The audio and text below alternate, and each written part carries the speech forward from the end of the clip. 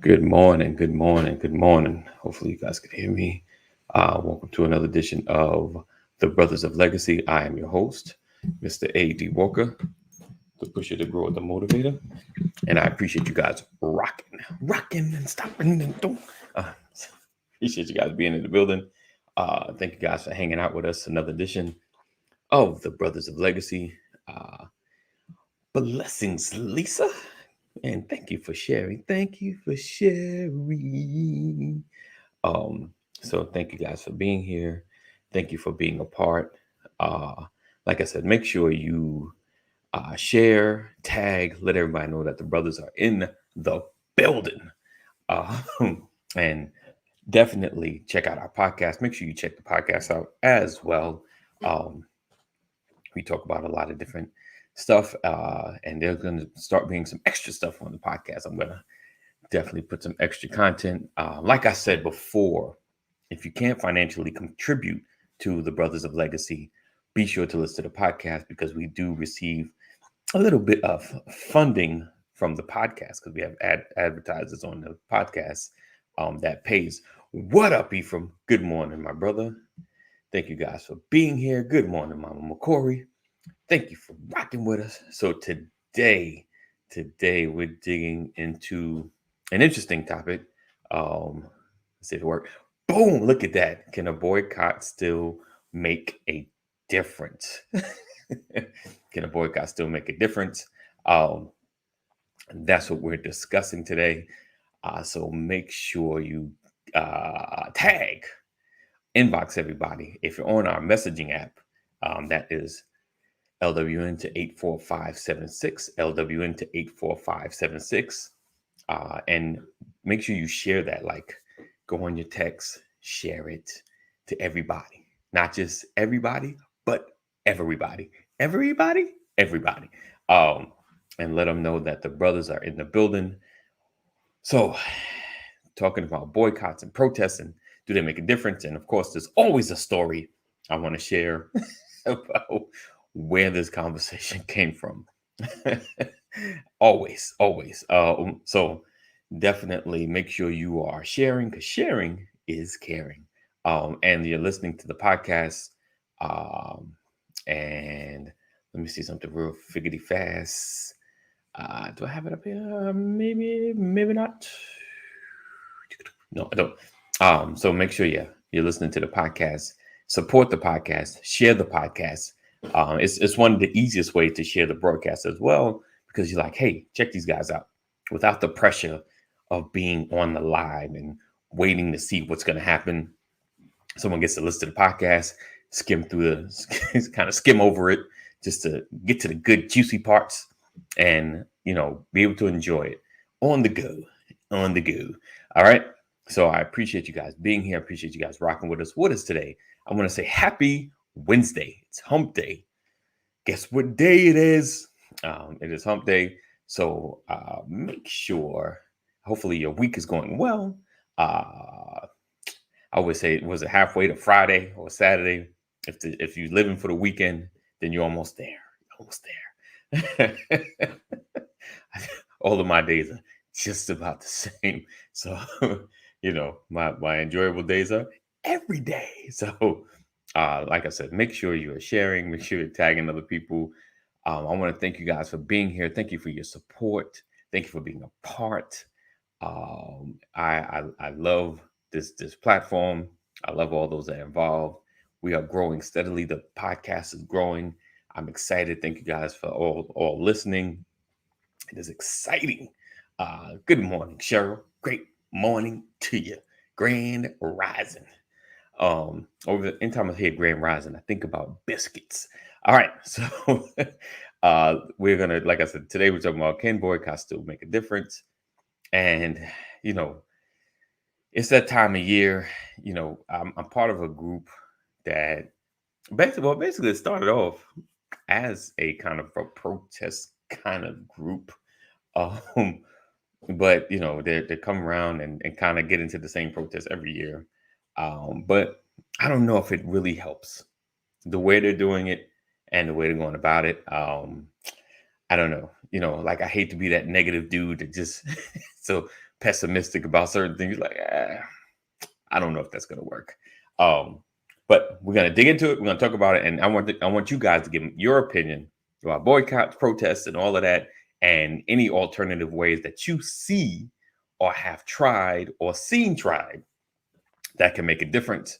Let's have this conversation. So by the end, we at least have some resolve, some direction, and have the best solutions to fixing problems, or the best solutions to making change happen. The most effective way to make change happen. All right. So let's see. Without further ado, we're going to get into it. Like I said again, make sure you share, make sure you connect, let everybody know that the brothers are in the building. And I know you've had this conversation with other people. Stop acting like you didn't. And again, join our text community. Text LW into 84576. Text LW into 84576. And never miss an episode. All right, let's see. I thought I saved that. Nope. There we go. Now we did. All right. Let's do this. Splickety splow. Splickety splow. We're going to go ahead and get started. And we'll be right back. All right. Good morning. Good morning. Good morning. And welcome to another edition of the Brothers of Legacy.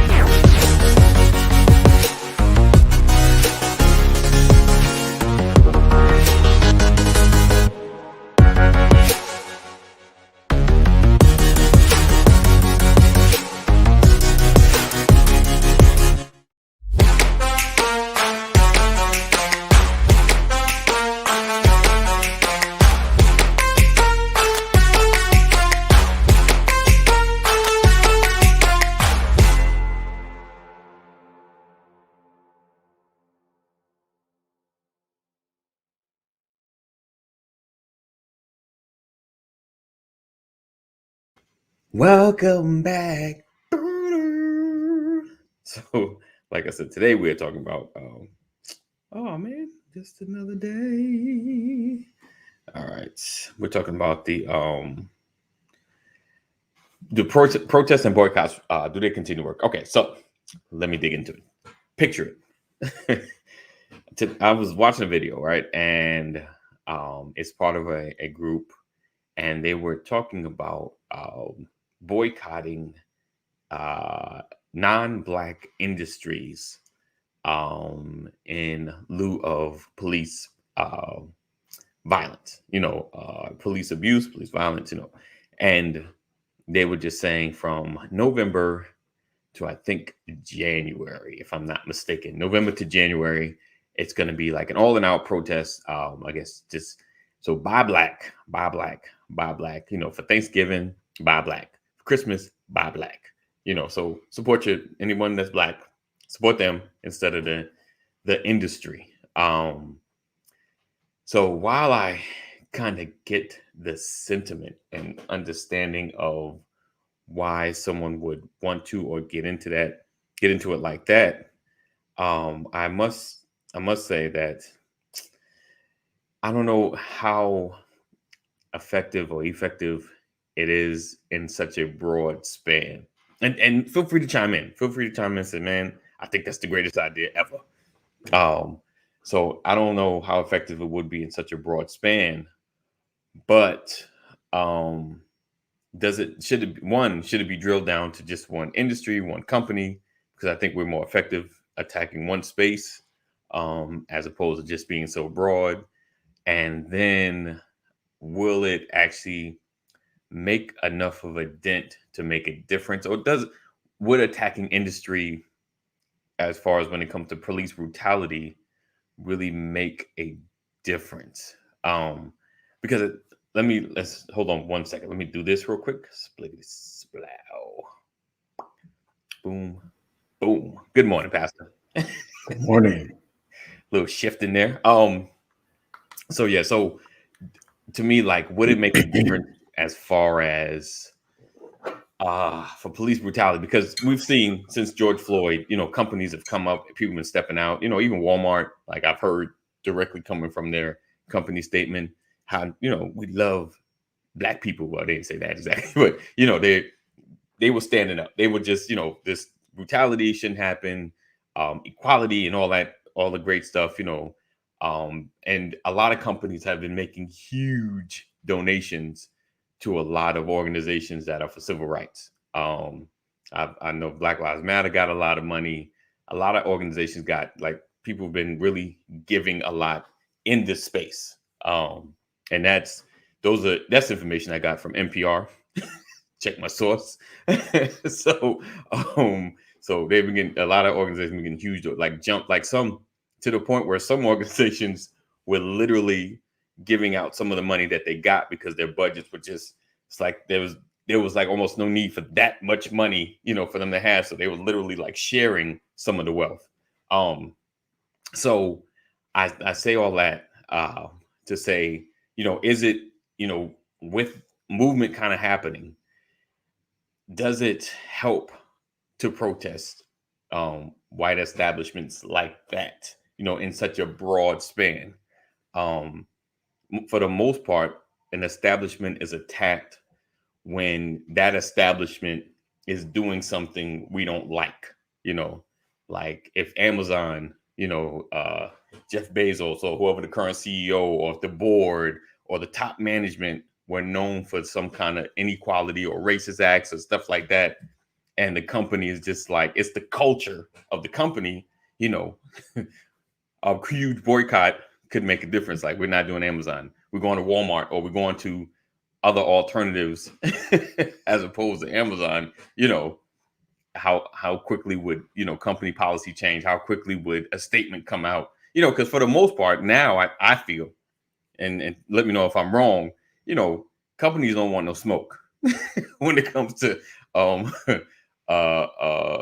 like sexual questionable stuff, or equality. It's like anything that is like, who did it? You fired. This is what we're doing. Boom, we're cool. It's not all of us. It's him, him or her. Like, they did it. She put the statement out. Company didn't see it. Like, and they move swiftly.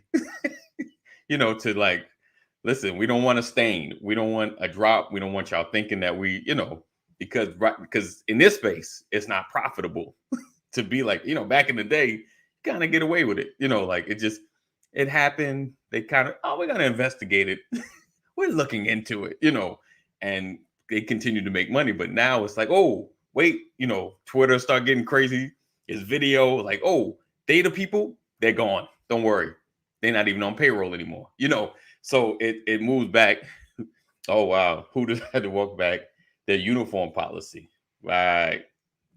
And name itself, like, we could have known for, yet, they had to change some things. So yeah, I think, like I said, nowadays, companies are more apt to make moves. Of course, it's all financial, of course, because I feel like, and maybe I'm ignorant, y'all out there, I feel like they do recognize for lack of a better way of putting it, the minority dollar. They recognize that, our money has power, or we make a dent in their balance statement, so making us upset and us pulling out makes a difference, or they at least want to keep it cool. Because, like we said, we have blacks that are on our side, we have white people that are like BLM, or Black Lives Matter also, so it makes a difference. So I said all that to say, is a boycott necessary? I think that should be the time. Is it necessary for most situations, or a broad span? Because we heard about a lot of the big protests by Black as opposed to buying industry. I've heard this probably the last 15 years.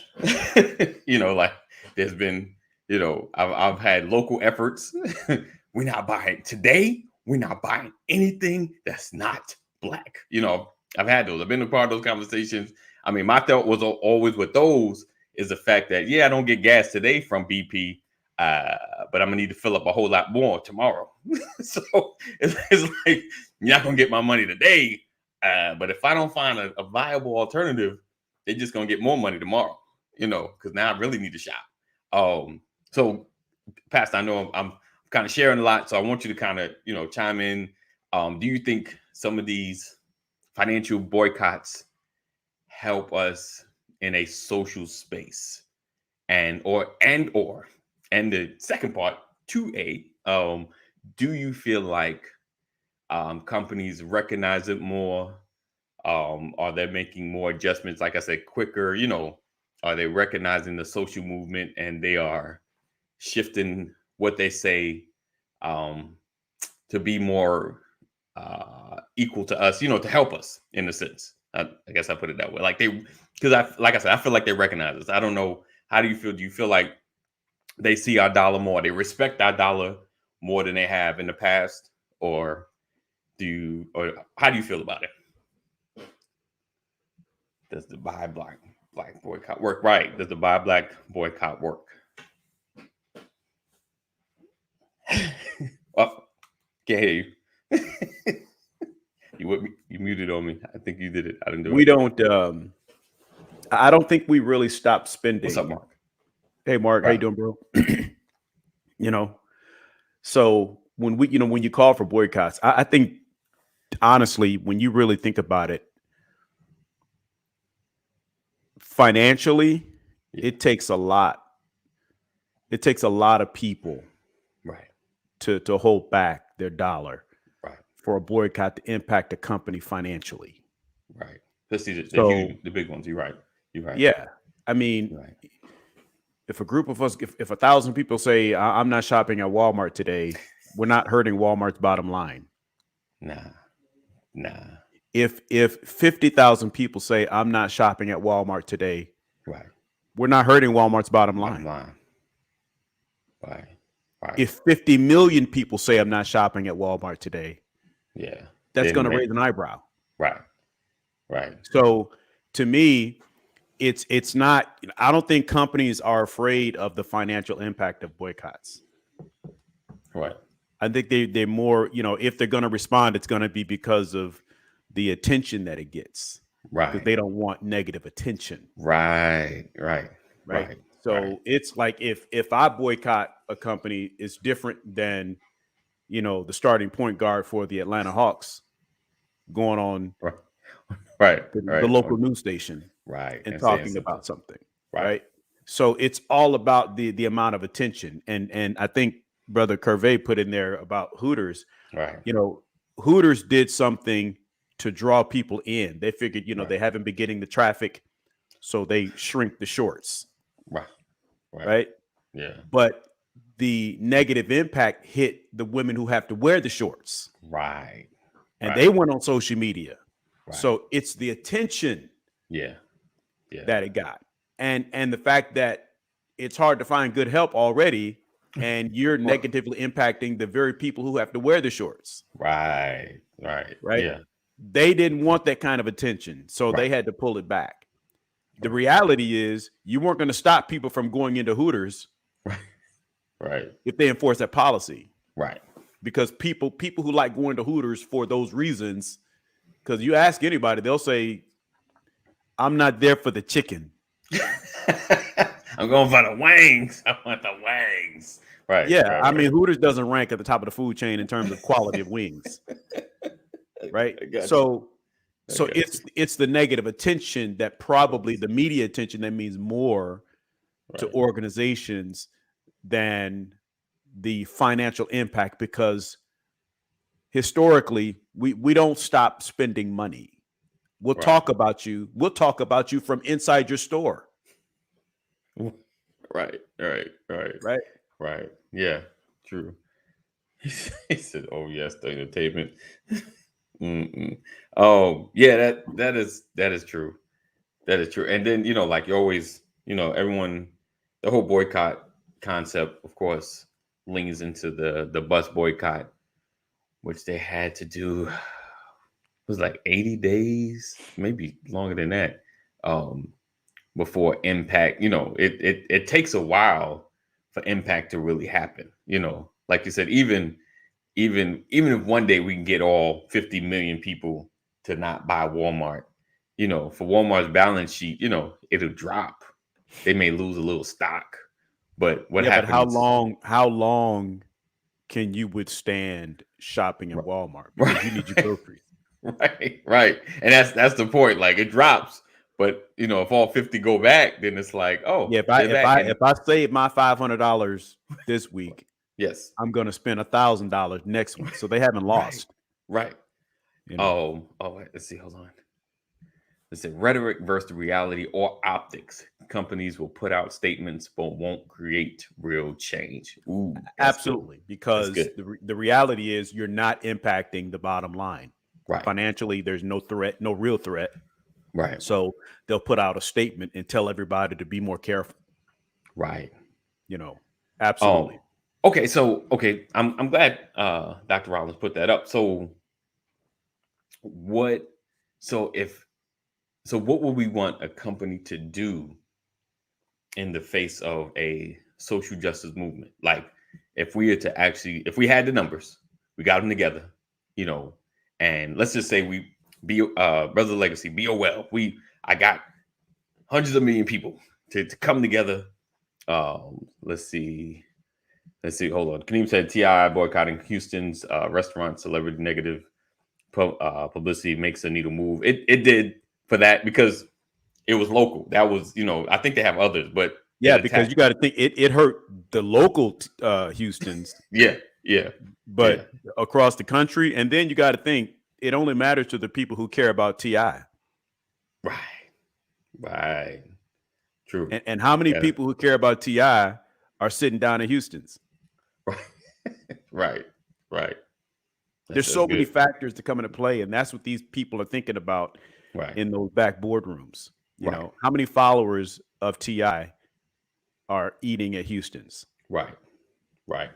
Um, but what would we want a company to do? Like, how would we want a company to share in the difference that's being made? Donate, because one of the things, of course, their avenues is they throw money at it or they donate money. Like we at BOL, we came together, we got all 50 million people to boycott Walmart and Amazon from November to January. At 50 million, that's a lot. All those days, 50 million clusters of possible customers are not purchasing. And let's just say we found alternatives in our neighborhoods to buy to at least sustain, you know, what would be the ask? And that's, I think we're down to 926. Good. That would be the ask.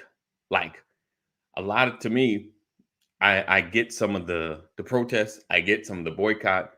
To me, I feel like a lot of times we lack the ask. Like, what are you asking for? You know, uh, words like police reform to me is just like a cover word. Like, but what exactly does that look like? What are you demanding? Like in a hostage situation, I grab up pastor's family. I want $200 million. Boom. This is I got the fam. This is my ask. I get my 200. He get his family back. Like sometimes to me, like some of the protests, at least now, the bus boycott was we tired of sitting in the back. That's it. We tired of being treated this way when we get on the bus. We want to be equal. We want to sit down where there's seats. We're not getting on this bus till you allow that to happen. That was the ask. Very simple. We're not getting on here till you allow this out. And granted, it was challenging. It was difficult. Folks had to walk. Folks had to share cars. It's funny watching the movie. I think it was Get on the Bus or something. I think it was called. And it was, you had guys that had, of course, nice, clean cars, and folks coming off the construction site about to get in the car. And he was like, "Man, like you gonna clean your feet?" So it was interesting to watch it because you like, I know it was challenging. Think of, sharing your car with just strangers. I know that Uber and Lyft now, but sharing your car with strangers to get from here to there. So my thing is like, what is the ask? I think that's been my biggest beef with some of the protests. You know, like things happen. Let's get out there. You know, what are we asking for though? What is it that we want the government or whoever we're protesting to do? You know, what is our ask? And you know, I get the action, but I don't hear enough of the ask. Like, what are we asking? Whoever, what do we want? You know, and not some, like I said, some broad police reform, uh, criminal justice. You know, like reform. Like those are great words, but what does it mean? You know, what's our direct ask? I think sometimes we ask for a whole lot. You know, instead of just change this, okay, change that, okay, change this. You know, does that, you know what I'm saying, Pastor? I I feel like do. it gets I broad. think that, the reality is, like anything, we need more communication. We need more collaboration. We need more engagement. We have to balance the scales. If we're weighted so heavily on one side, Right, you know, I don't want you, like, for example, police brutality, right, and the impact of police brutality to the minority community. right, When we talk about balancing it out, I'm not asking you to increase your level of brutality in other communities. I'm right, asking you right, right, to rethink how you're approaching our community. right. Yeah, And the only way that you're going to do that is through collaboration, through engagement, through right, conversation, through changing the strategies, the approach, and the qualifications of the individuals that you're bringing in. right, Historically speaking, the historical account of police, of law enforcement, is real. right. Yeah, It definitely. wasn't to protect and serve everybody in the community. Right, That's not how it was originally designed. right. So No, I let's get that. deal with that truth Right, and then reshape it what right, its intended purpose is supposed to be. right, That's the reality. Too many right, people are still living with the old adage, um, the blue line, and a lot of times there are policies or laws that are associated with protests, like the protest regarding Ahmaud Arbery's murder, or to eliminate the civil arrest. Yeah, yeah, right. But again, the only way to change that is through engagement. right, right, Right? You've got to have someone at the table. right, I like a gentleman that I met a couple of years ago, Dan Crane. right. Dan Yeah, Crane is a white brother, and I say a white brother because it's important to identify the fact that he is a white man right, from way right. up in the Northeast, wasn't raised around black people, but saw the condition, moved to Atlanta, moved to Hmm. Midtown, surrounded by black people, and started to affect change. Right, But he's a man of God, right. and they launched One Race, the One Hmm. Race movement, Right, which is all about bringing uh, diverse cultures together right. in Christ, Yeah, and shifting. And they've done great work. They just had a Jesus Justice rally here recently, okay. and the whole foundation of it was based on the man who had been left by the road, beaten and robbed. The Good Samaritan. Right. Right? People walked past him, somebody Hmm. came, took him in, fed him, and all of that. And Jesus asked the question, who was a neighbor to this man? And people said, Right, the one who took care of him. And he said, and you go and do likewise. right, They took that principle from the scripture, and they put this rally together, and it's for exposure, it's for engagement. They're bringing people from multiple backgrounds together, but one common goal, one commonality that they have is Christ. right, Regardless of who you are, where you come from, we share Christ right, as our grounding, as our foundation. And so through Christ, we're going to engage and we're going to effect change. right, So I think that, the ask is increased engagement. The ask is increased understanding. The ask is increased openness. right, The ask is, let's take a real hard look at who we have right. out here pushing these policies, and check these backgrounds and find out how people are really thinking. I love, Hmm. like, Dr. Rollins is on here this morning. One thing about, her book, Engaging African American Fathers, the book is based on lessons learned. Right, The lessons we learned are through engagement. Here was the outcome. We realized, oh wow, we've been doing this wrong, or we've been looking at this wrong. We've been approaching this wrong. Let's shift our strategy. But in order to shift your strategy, you have to shift your thinking. right. We got to change the way people think. Definitely. and how we approach one another. Right. So I'll pause there for. I'll say okay. Let me throw on Sam's comment. Boycotts bring a big scene. On the other hand, often than not, it will not resolve the issue. And at the time, I think it is more than just boycotting to make a difference. Definitely. So going with Dr. Rollins' statement about the like a lot of protests was to eliminate civil arrest laws. And I'm glad she put that up because I think that just needs to be at the forefront of most of the fights and protests. Like when things are announced, this is what we're trying to change. This is the goal to change this particular law. Because a lot of I've heard like several, and I've seen the all-knowing Al Sharpton, get ahead of stuff, but he has said this is to change a certain law. Like I've heard him say certain things with regards to certain issues that happen, just like Trayvon Martin, getting rid of the stand your ground law, like the laws that have caused the biggest part of the injustice. It's like, we need to do something about that. Like, may not have kept him from being killed, but it definitely would have. Okay, time out. Stay right there. Yeah. like when you're preaching real good, somebody says, stay right there. Right. Right. Stay right there. Deal with here's the reason I asked you to stay right there. Yeah. Do you want the stand your ground law eliminated? Right. Do you want it eliminated? Right. Or do you want it to be fair and impartial? Right. Yeah. Okay, but how do you legislate fair and impartial? How do you legislate fair and impartial? By making sure that the people who are legislating are fair and impartial. I get it, because I watched that whole trial, and when dude got off, the prosecuting the DA, her demeanor was not someone that just lost the case. Her demeanor, I mean, it was very disheartening watching, like it just we lost, like it wasn't someone that actually, I don't know, it annoyed me. I'll just say that. And then you feel like if it was a different DA, and not even of color, maybe he would have went to prison. 100%. Yeah, that's my point. Yeah, even the detectives that were there up there with her, their faces, like, and they were, I think one was white, one was black. Their face was just like, this is some bull.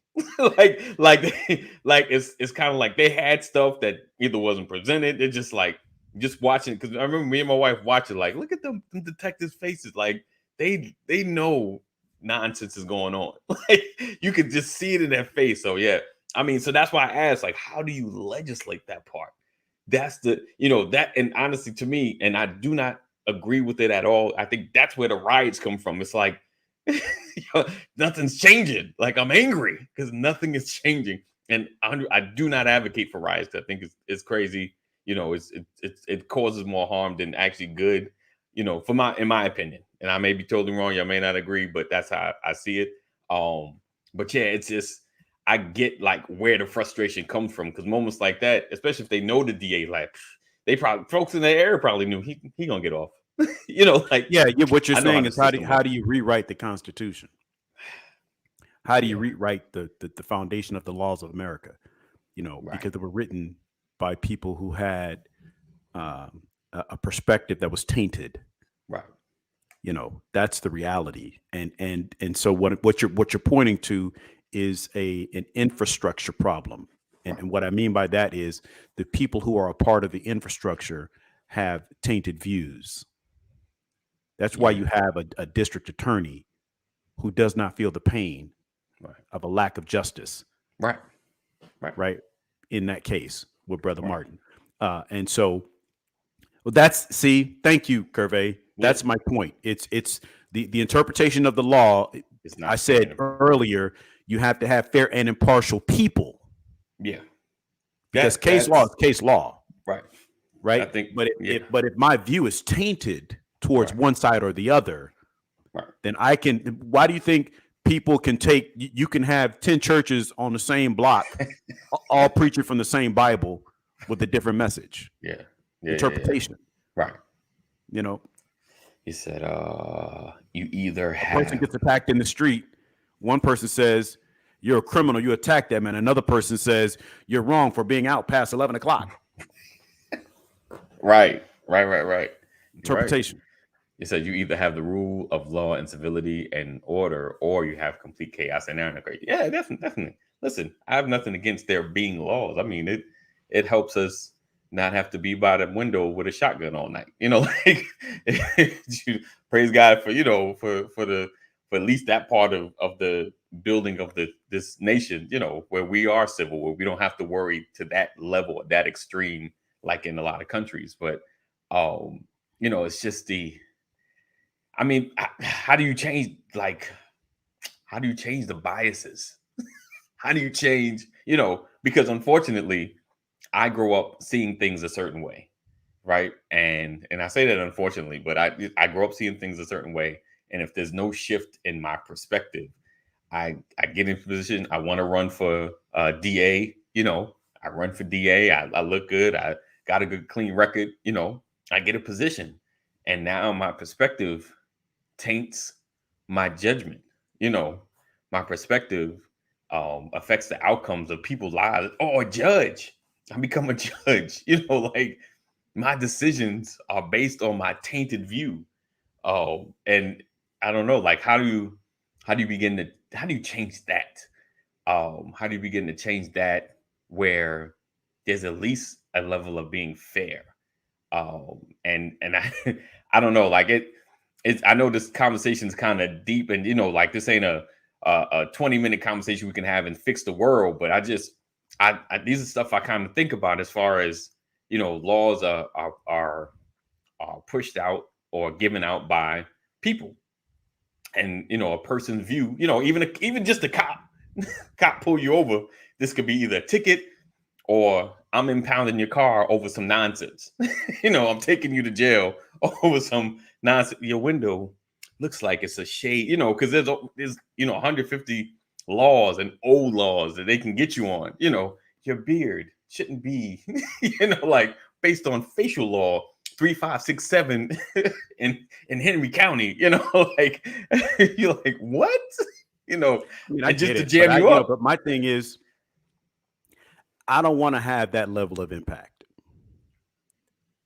You know what I mean? Yeah. I mean, for me, it's really, you know, when my life began to change, it was because I had to be honest with myself, right? Boycotting causes, or the goal of a boycott is to affect change, to cause you to take a closer look. And with any Right. change, a change is a result of taking a closer look. Right. The examination of something and realizing, ooh, wow, Right. Maybe I can make some adjustments here. Right. And that's the goal of boycotts. The boycott is to effect change. Right. And when change came in my life, it's because things happened that caused me to take a deeper look at myself. Right. And start looking at the impact of my lifestyle beyond me. Right. And when I began to look at those things and I said, okay, well, I'm going to have to make a change. I'm going to have to do this. I'm going to have to, and that's what we have to do in America, in the world. We have to do enough to effect change. And I think that's why it's so important. You know, boycotting is great. It's fantastic. It gets people's attention. Engagement gets people's attention. Boycotting gets people's attention. Engagement gets people talking. Talking gets people collaborating. Collaborating, you know, it gets people together and makes people productive, and that affects change.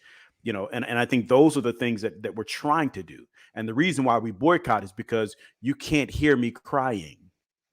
You're not responding to my light knock at the door.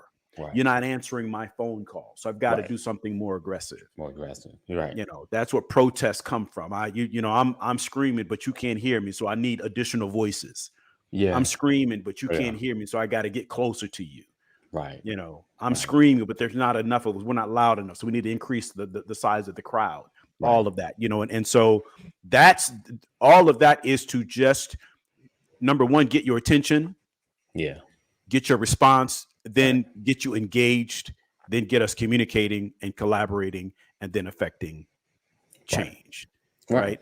And so in that sense, boycotts can work. Yeah, definitely. But if the goal is to hurt you financially, what I'm saying, or what I said earlier is, we don't stop spending. So I don't think it's ever about the financial impact to a chain of businesses, because we don't really impact them. But what it is about is your reputation. Do you want this type of resume in the marketplace? Right. Whether you are a retail chain, or whether you a chief of police, whether you're a mayor of a city, do you want this type of resume connected to your name? True. Yeah. And I think, that's the key, knowing what actions or what things need to change, and going about it in a more collective manner. Like you said, the boycotts or the protests, everybody may not have been victimized by whatever system, but everybody sees that there's something wrong. So I'm joining up, I'm linking up, because I want change. Like, it may not be affecting me, but it's affecting others. So I'm in agreement that we need to change this thing, having laws changing people politically. You see, like, man, this person is not handling business.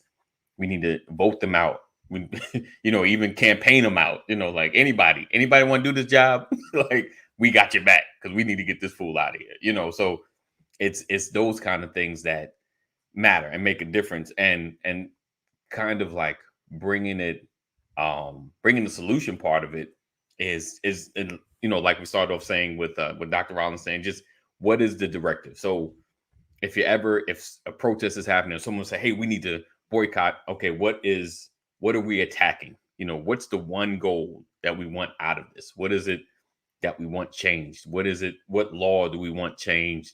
Who you're trying to affect?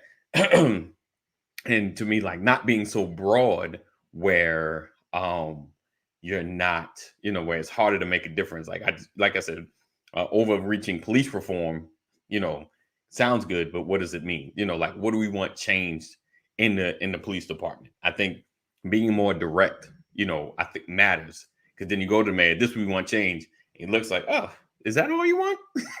Like, oh, I can do that. Like, and it makes steps, making steps. Like I said, like the stand your ground. I know, I get it, because it's one of those things that you want to get rid of, but then you may be in a situation where you need the law. It's like, it's one of those things that you feel like may make a difference, could help. You help, my wife get in the situation. She need the law in that moment, whereas if it's not there, now she's going to jail for murder, so I think I get what you're saying. Like, sometimes, what did it say, the baby in the bathwater, we just need to make sure there's equal justice. And I've watched videos and documentaries about that, stand your ground. Mm-hmm. This case here, it was fine. This other case here, person still got sent to jail. It's like, wait a minute, same state, same law, different outcome.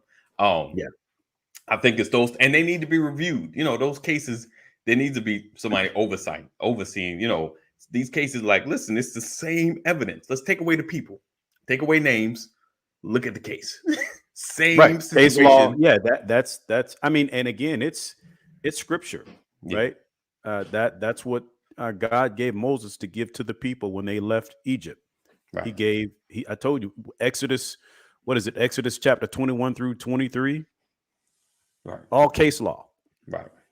I want to give you laws to support situations that you will find yourself in. Right. And you can take out the names. It doesn't matter who the names or the faces are. What matters is what was the case, what was the outcome, how did we deal with it. Right. But again, my Aunt Sam was saying that her, people look at boycotts and say, just hold on, it'll be over in a minute. Right. That's, when you talked about this topic, what was my question to you? You said, "Hey, we're going to talk about this today." What did I ask you? What did you ask? Let me hold on. Let me pull it up real quick. Let's see. You said, are there any current boycotts active today? Right. Are there any current Because boycotts if active? there are no current boycotts, Right. the topic will be perceived as irrelevant. Right. Yeah. Right. Mm-hmm. And what I'm saying is, when Ahmaud Arbery happened, Right. when the knee was on the neck, Right. everybody came out and Right. no one's talking about it right now. Right. But the reality is there are a lot of people talking about it still. Yeah. They're just not on the streets. Yeah. They're in the rooms. Yeah. Right. They're in count political meetings. That's where they are. I just talked about people like Dan Crane. Yeah. There's a lot going on, but it's not getting the media coverage. No, not anymore. And the struggle is in that's the real battlefield. The struggle is the battle is in the trenches. Yeah. Because what happens is we go off and we go to do other things and we find the next trend, whatever the next topic is, whatever the next I don't know what the latest and greatest media thing is right now, but it's not about social justice. It's not. But the battle is still raging. Yeah. Right. Indeed. It's right? Not on the forefront. Yeah. Right. So imagine if everyone still had that same energy that we had when the movie stars and the athletes had the microphones. Right. Because that level of influence was out there. So it had everybody's attention. Right. But now they've gone back to playing basketball, football, gone back to making the next movie. Right. And so everybody's gone back to business as usual. Right. But the people who are really fighting the battle are still out there fighting in the trenches. Definitely. So the question is, how do we maintain the coverage? Yeah. How do we keep it going? To affect change. How do we keep it going? How do we keep it going? Because those people out there still working. Definitely. Dan Crane is grinding every day. Right. When it comes to African-American fathers, Dr. Rollins is grinding every day. Right. She started out with her and a partner. Now she's got, I don't know how many people partners, on the team. Part of it, right. 100, I mean, I think there was a call yesterday or day before yesterday, and I'm saying that you don't see the battle. You don't see the real work. Right. We only see the media coverage. Right. Right. Definitely. Sam said, "You are so right, nephew. On the other hand, why people don't think like that look like us when we boycott, we want something to change, but they say to themselves, it'll be over in a minute, and then they go back to what they were doing before the boycott. It would be so nice to have a 2022 going back to Black Wall Street." Interesting. Black Wall Street. Yeah, I don't see it personally. Yes. I don't want a Black Wall Street. Why, brother? I want a fair and balanced Wall Street. I feel you, brother. More. I got you. I'm with you. Yeah, because if it's just me and mine, how am I fixing it? Right. So you're more of a I'm sounding like the 60s word, an integrationalist, as opposed to being. I'm not an integrationalist. I'm just a man. Like for me to want to work with people, why do I have to be called an integrationalist? I'm putting a label on you, brother. Right? Aren't we supposed to be integrated anyway? Should we? Or why are there different colors if we were never supposed to come together? That's a good question, my brother. Should we push this? Yeah, because I want to blend. I'm unusual. You a sellout. That's what you are. A sellout. Right. Yeah. So I don't want the us four no more. Right. I got you. I mean, I'm with you on that as well. I'm with supporting all people. I want my folks to strive and not struggle. And like I've said before, here in Georgia, it's not hard to run into more Black businesses, especially Black restaurants, than anything in the world. So support is never an issue. Let's see. Hold on. Let's go. You think white people feel that way about you? No, they don't. They want this whole world for themselves.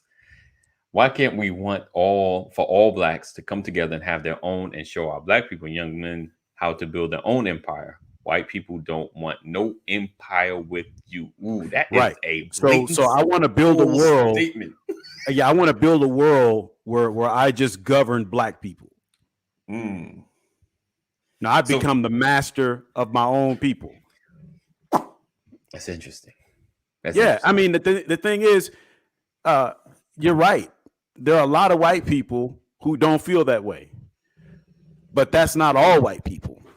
Right. The all white people thing.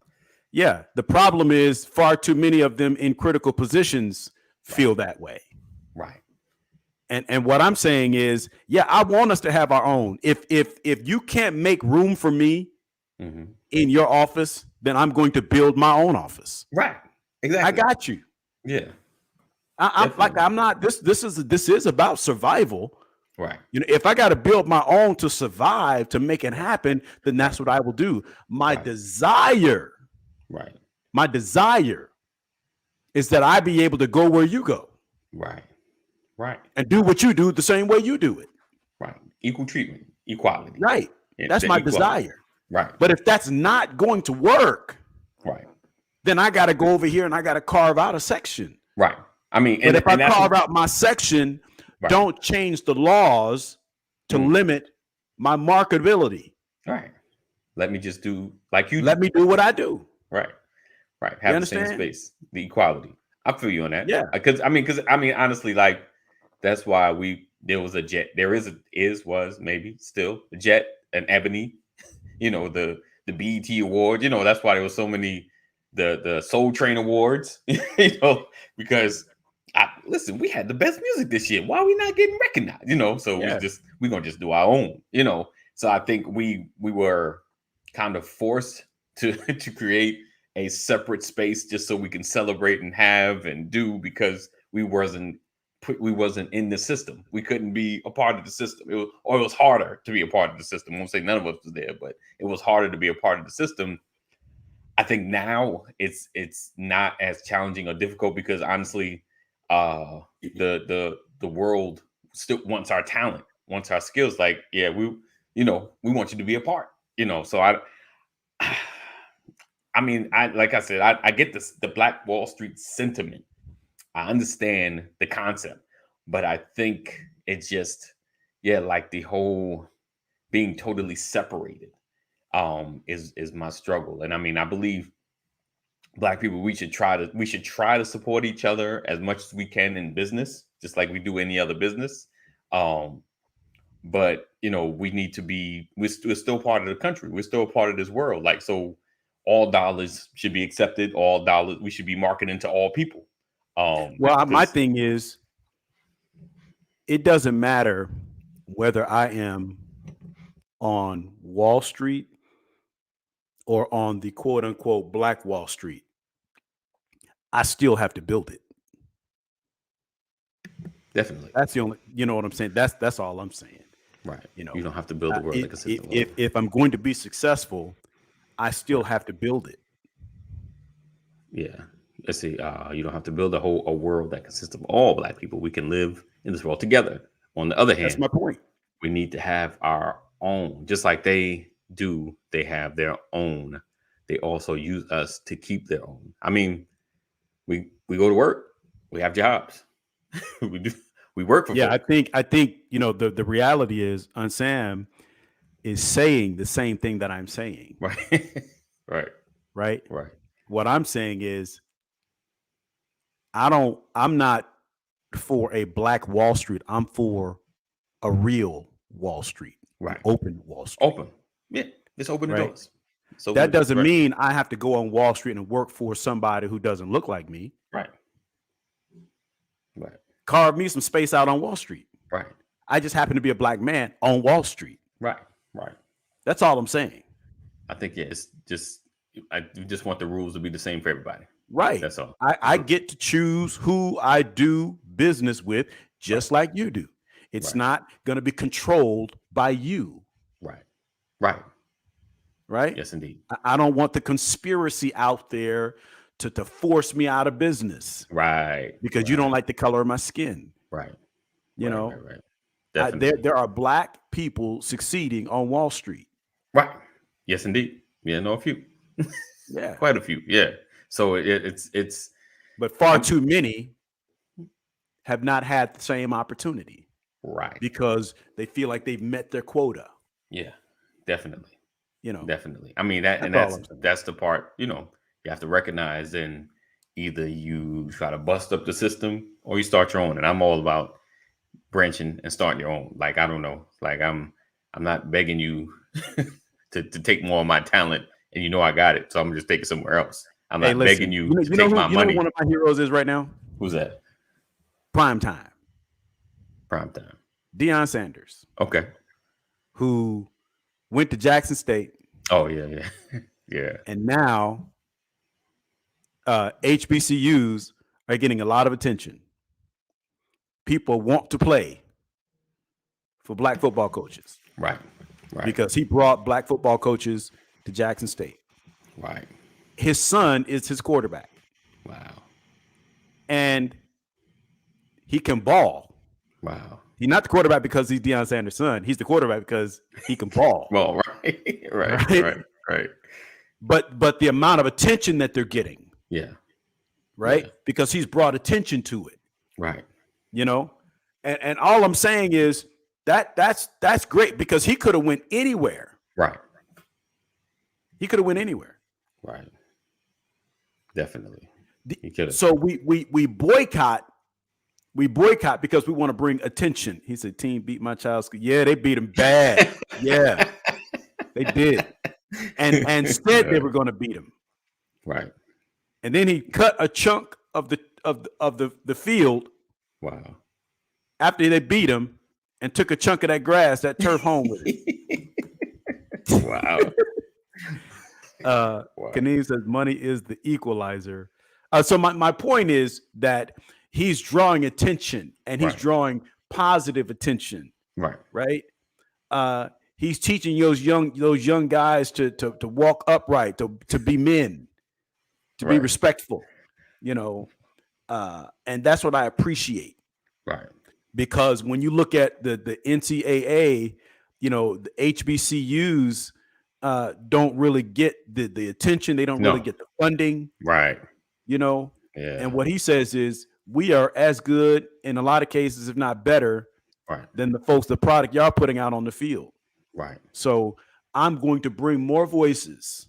Yep. I'm going to bring more influence.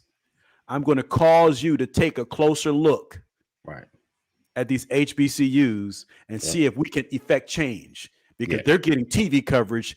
Jackson State is getting TV coverage that they were not getting before. Right. Definitely. All right, let's do this. Go here. All right. I'm sorry, not only Jackson State, but the teams they're playing against. Kaneem said money is is the equalizer. Cultures may be segregated, but there are shades of differences in every individual. Some black folks don't deserve my attention or my dollars. That's fair. All right. That's fair. All right. Let's see. Let me go through Aunt Sam's book here. Let's see. White people have had their hands in everything since the war began. Anything they don't like or want to get rid of. If we have never been able to have the power to get rid of things that we don't want, or even do the things that we want to do, they do whatever they want. They hire whoever they want in their businesses, or whatever it is that they have built for themselves. We have never been in a place where we could do such. I don't like the way the world is reigning today, or the other hand, I don't. She's still typing. Okay. That's what that means. Yeah. But here's the thing. Yeah. I'll never forget the first. So when I was, there were two instances. One, when I was in the military and I became a corporal. Mm-hmm. I loved becoming a corporal because a corporal is not a sergeant. Sergeant, your first sergeant, your promotion to sergeant you get 3 stripes, Mm. right? There's 3 of them. Corporal is 2, Okay. but you're considered a non-commissioned officer. You're just not a Right. sergeant. Okay. So there's 2 ranks for E4. There's a specialist, because the ranking in the military is like enlisted member, E1, E2, E3, E4, E5, E6. So you're an enlisted member, right? Okay. So it's an E grade, E ranking. Okay. And a corporal is really a specialist. That's an E4. A specialist is the person who's been in their field long enough and they specialize in what they do. That means you're qualified to do what you do. Right. A corporal means you're an E4, but you're in a leadership position. Okay. Okay. Not a sergeant, but you can be a squad leader. Okay. So my first opportunity to become a leader, I was a corporal. So I got promoted from specialist to corporal. And I was so proud because I was able to lead some people. Right. And I'll never forget the problem that I had. And I had a couple of white guys in my squad and a couple of black guys in my squad. I didn't get any issues from the white guys in my squad. Oh, wow. The issues came from the brothers.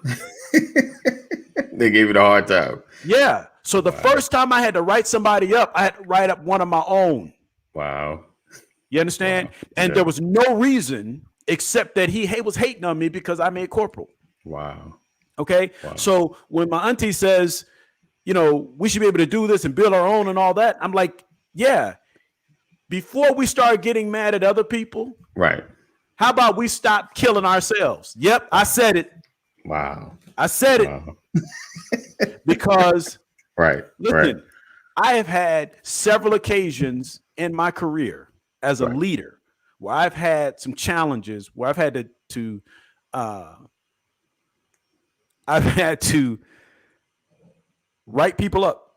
Right. Or the first person I ever fired in my life was a black man. Wow. I fired him after he was showing up to work late, tell him he had all the excuses. I would literally go to his house, pick him up in my car. Wow. To get him to work on time. Like, man, I want you to have this job. You got a family, got children. I need you to get need to work.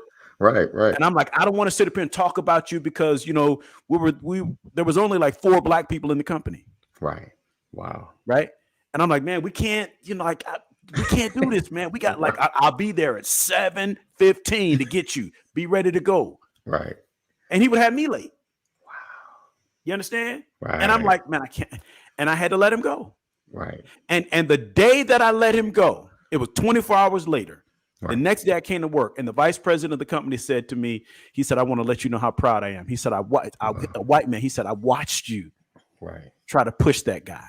Wow. He had you late coming to work. Right. He said, if you didn't fire him, I was going to fire both of you. Wow. 2 brothers out. Wow. Right. Wow. Yeah. But they were hating on me because I had to fire him. Right. Of course. There's a black man put another black man down. No, he put himself down. Right.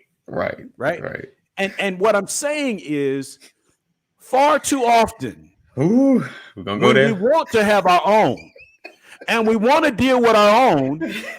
We get eaten up by our own. Right. Can I say that? You can say that, brother. I can say it. Go on, brother. Go. Yeah, I know. It's truth. I'll say about it. I get it. I know. I get it.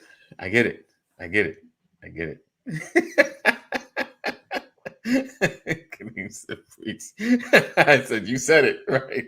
Yeah, unfortunately, yeah. It's he said, all right, let's see. I'm saying we're gonna go ahead and get out of here though. But I'm saying sorry for my typo. I will do better. This conversation causes me to be uncomfortable because I don't like the way we are treated in 2021. They still don't want us in certain areas. There's an area here in Philadelphia you cannot even buy a home because they would not allow you to buy it because they do not want blacks in the area. So for sure, I understand I don't want some black people around me, especially liars, thieves, drug addicts.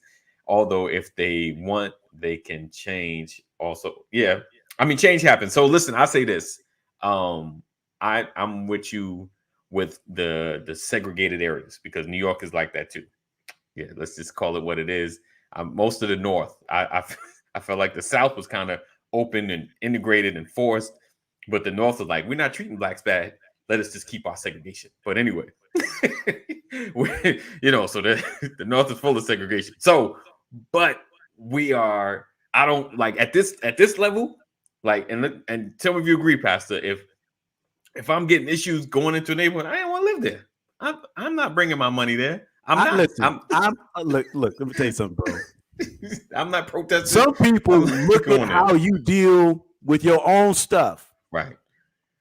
And they say, I don't want you over here with me because I'm watching what you do over there with your stuff, with your folks. Right. So how am I supposed to believe you're gonna come over here and be any different?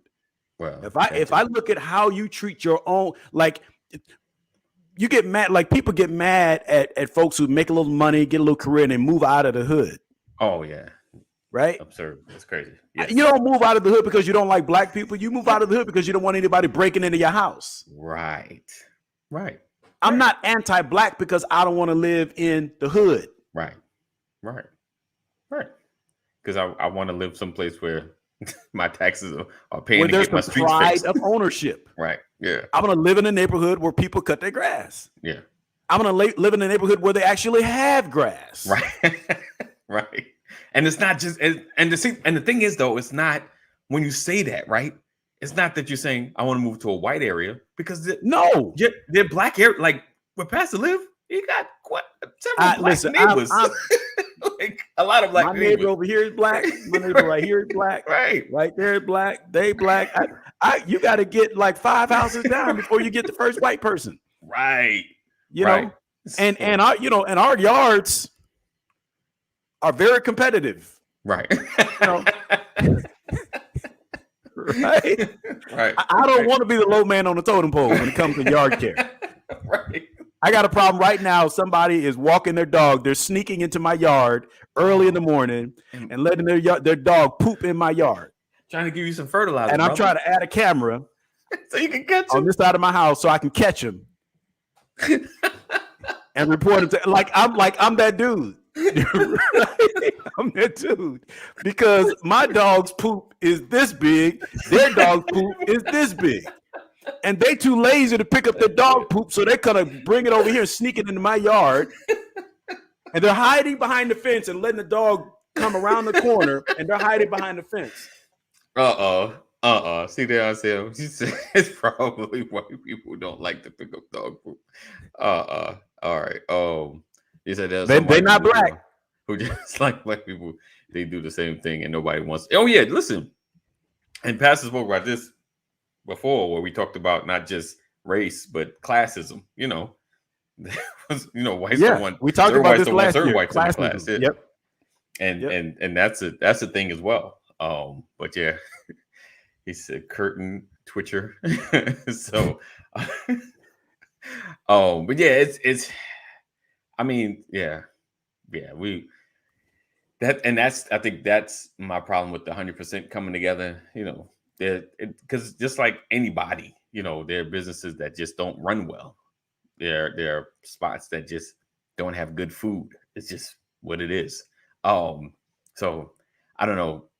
My original goal of the conversation was just, boycotting and protesting and, looking for the change. And if we're looking for laws of change, of course, I always will say voting, because there are votes happening now in certain areas, certain counties. So make sure you check it out. You don't want to miss out on voting for your representatives. If you have children in school, there might be school board representatives having to be voted on. So check it out. Make sure you know what's going on in your community. So there's no need. Sometimes, boycotts end up happening and protests happen because we're not aware of what the slow things that are happening in our communities. We're only aware when the wall goes up, like, where did this wall come from? Oh, we voted on that 3 weeks ago. Where did this business come from? Oh, they had a zoning meeting, because certain businesses can't just pop in your neighborhood. They got to post it. They got to put it out that they're coming. And then you go to the meetings and say, hey, I don't want this in my community, Go learn, figure out what a feasibility study is, because before they do anything, they have to do a feasibility study. Right. Exactly. If you're not in there at the time that they're doing the feasibility study, you're right. By the time the building's up, oh yeah, it's you late. If they're zoning, you already missed the opportunity. Right. White people push for their rights and get it. No, Auntie, listen. They've always had the rights. Right. They don't have to push for anything. They have it. Right. Not pushing. They got it.